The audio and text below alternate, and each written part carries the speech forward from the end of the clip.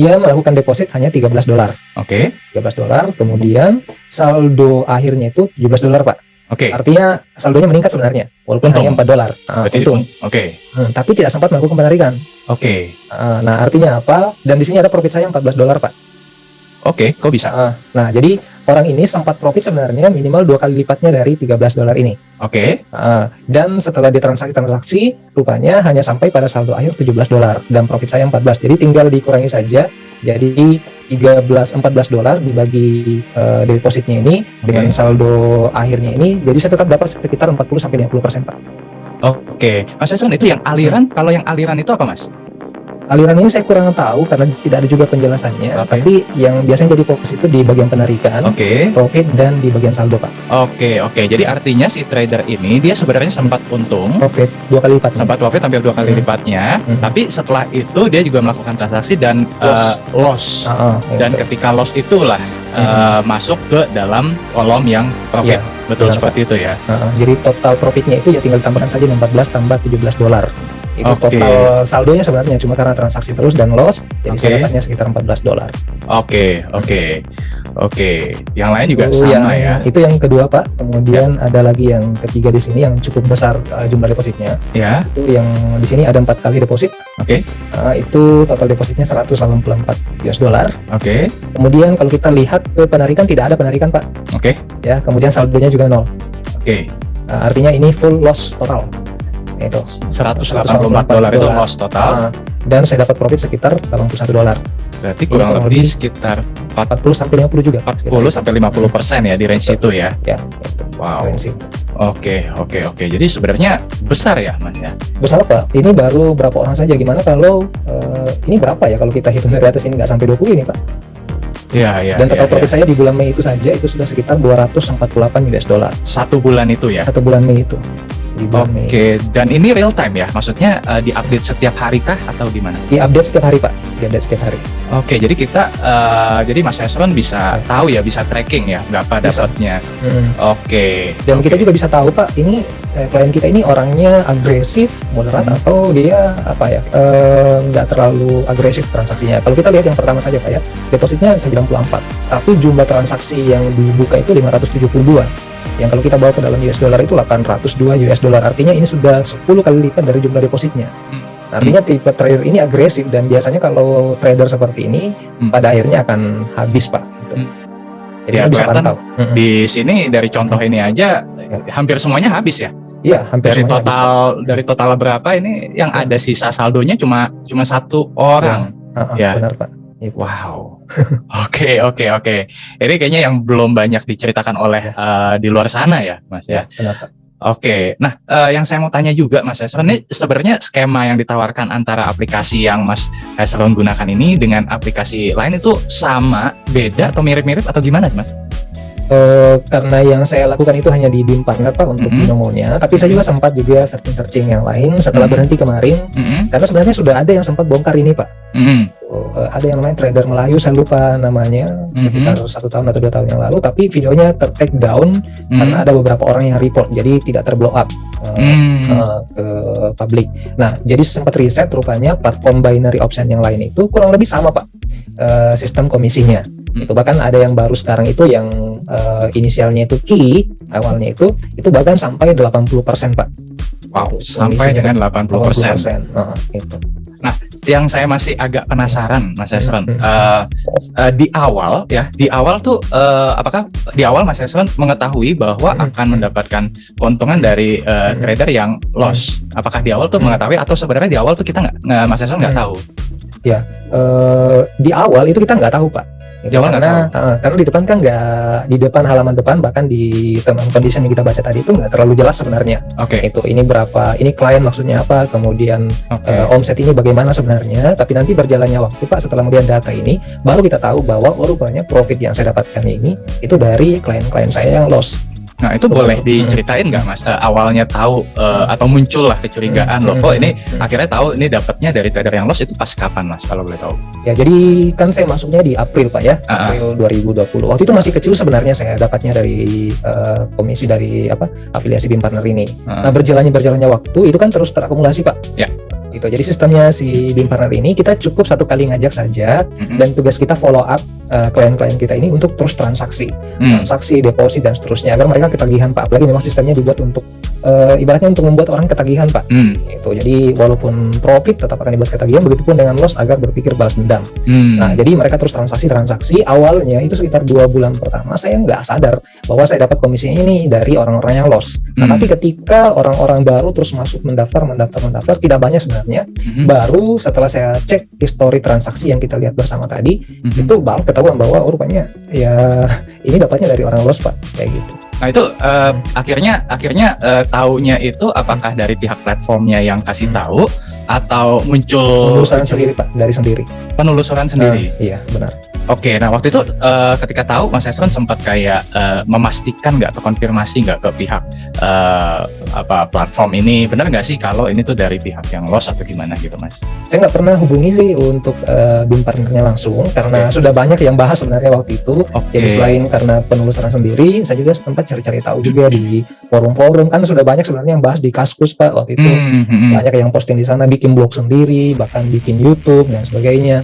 Ada beberapa orang-orang yang ditawarkan, ini kan saya tidak ditawarkan Pak, gitu. Tapi ada beberapa orang yang ditawarkan untuk jadi afiliatornya, dan itu tentu ada komisi lainnya di luar ini Pak, gitu. Dan menurut informasi dari mereka-mereka ini yang ditawarkan dari BIM partnernya langsung, ya bahwa ya itu yang saya sebutkan tadi Pak, gitu, bahwa beginilah bentuk komisi dari BIM partner itu.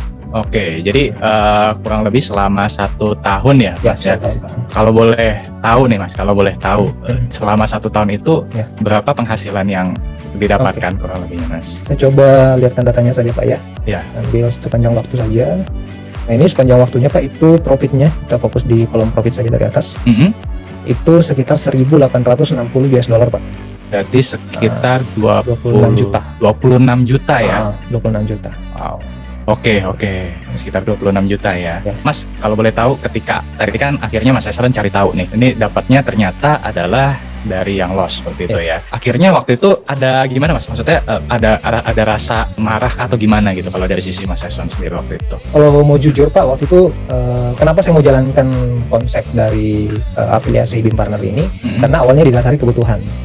Yaitu karena pekerjaan dan usaha yang drop, efek COVID dan sebagainya. Dan ketika uang itu terus masuk Pak ya, ini kan sifatnya passive income istilahnya kayak gitu. Jadi satu kali kita ngajak orang, mereka terus transaksi, maka income kita akan terus masuk gitu. Nah, ya mungkin sudah sifat manusia Pak pada umumnya. Ya kalau dapat uang begitu itu kan dibuat ketagihan Pak. Nah tapi waktu itu kebetulan ya beruntungnya mungkin hati nurani saya masih ada dan masih ya terketuk. Akhirnya saya memutuskan ini bisnis yang tidak benar ini sebenarnya. Karena sebelumnya saya sempat menjalankan juga konsep affiliate marketing yang lain, tapi bukan dari binary option. Itu pernah coba jadi distributor barang-barang dan sebagainya itu. Tapi ya beda sekali dengan yang ini Pak. Mungkin komisi di luar sana mungkin cuma dapat 1%, 2%, tapi ini bahkan sampai 50%. Itu mungkin nggak salah sampai 50% itu komisinya, tapi asal komisinya ini yang membuat itu salah Pak. Ya, setuju. Ya, jadi mencoreng juga kata afiliasi itu sendiri. Benar, Pak. Ya. Trader itu sendiri juga jadi konotasinya negatif ya karena ini juga ya.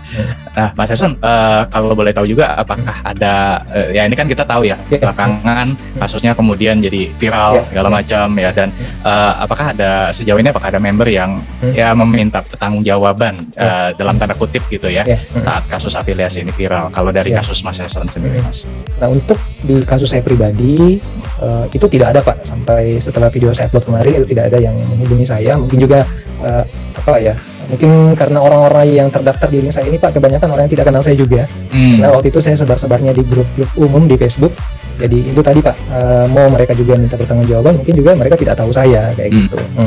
Dan tidak tahu juga nama-nama orang yang ada di sini. Dan saya juga sempat tulis di video saya Pak, di bagian kolom komentar di bawah, kalau memang ada orang yang merasa dirugikan dari link saya siap kembalikan loss atau profit yang saya dapatkan dari ID teman-teman yang terdaftar di link saya.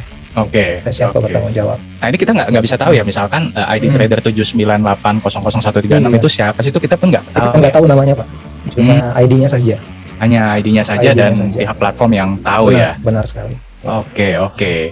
Nah, Mas Haswan, ini kan tadi sempat dimention juga ya bahwa kalau di binary ini kan beda banget sama saham ya. Kalau saya kebetulan lebih banyak di saham, dan terutama saya lebih banyak tuh di saham untuk investasi jangka panjang kalau investing gitu, Mas. Jadi kan ketika misalkan kita beli satu saham ya, kita bisa hold ya, bisa bulanan, bisa tahunan ya, sampai kita mau jual nggak ada batasan waktu. Tapi kan kalau di binary ini kan tadi Mas Haswan sempat bilang ada strategi 1 menit gitu ya. Nah, itu sebenarnya apakah ada unsur kesengajaan dalam tanda kutip dari afiliator-afiliator di luar sana atau mentor-mentor di luar sana untuk mengajarkan strategi 1 menit ini, Mas?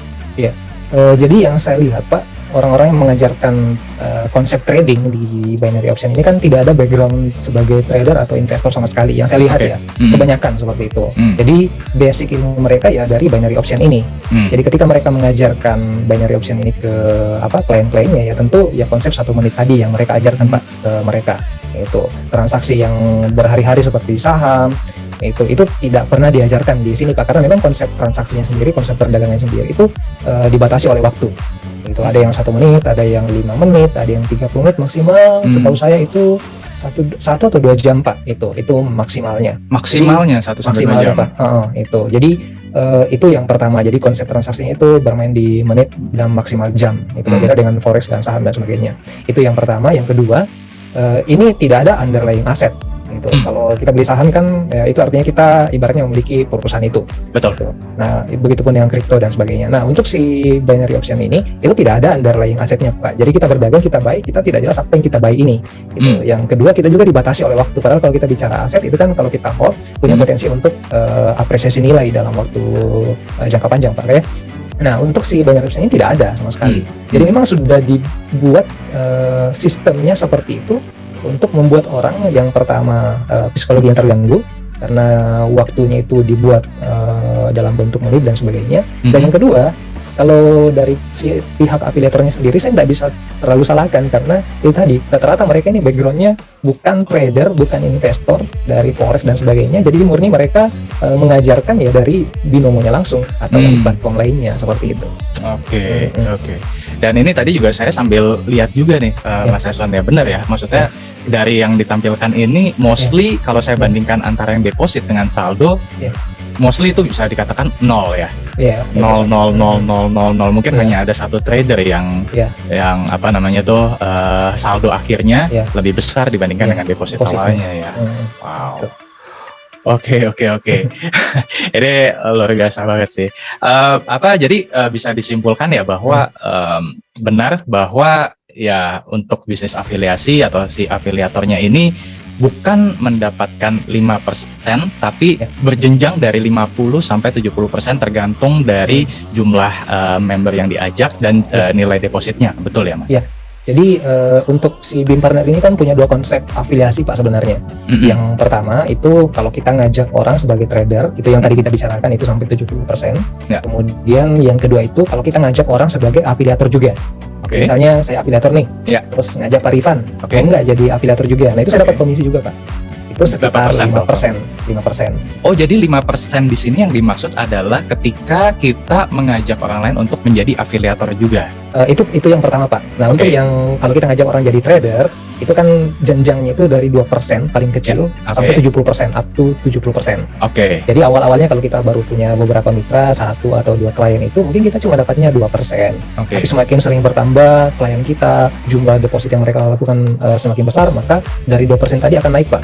Akan naik ke 5%, akan naik ke 50%, dan seterusnya ke atas sampai maksimal ke 70%. Dan tentu saya yakin sudah banyak juga yang sampai ke level 70% ini. Itu tadi ya yang di atas 600 member atau di atas sekian puluh ribu dolar tadi itu ya. Benar. Wow. Ya, ini sekali lagi boleh kita lihat ya. Yang kalau yang 5% itu nggak tertulis di sini ya? Nggak tertulis, Pak. Tapi itu tadi ya berjenjang ya berarti berjenjang, ya? Oke. Nah, kalau Mas Haswan sendiri kan akhirnya memutuskan untuk berhenti ya, karena terketok hati nurani juga, kemudian akhirnya memutuskan untuk membuat video seperti itu ya. Nah, kalau boleh tahu kenapa akhirnya Mas Haswan memutuskan untuk berhenti menjadi afiliator dari binary option itu, Mas? Ya murni karena dari diri sendiri Pak, karena hati nurani terketuk bahwa saya tahu ini salah.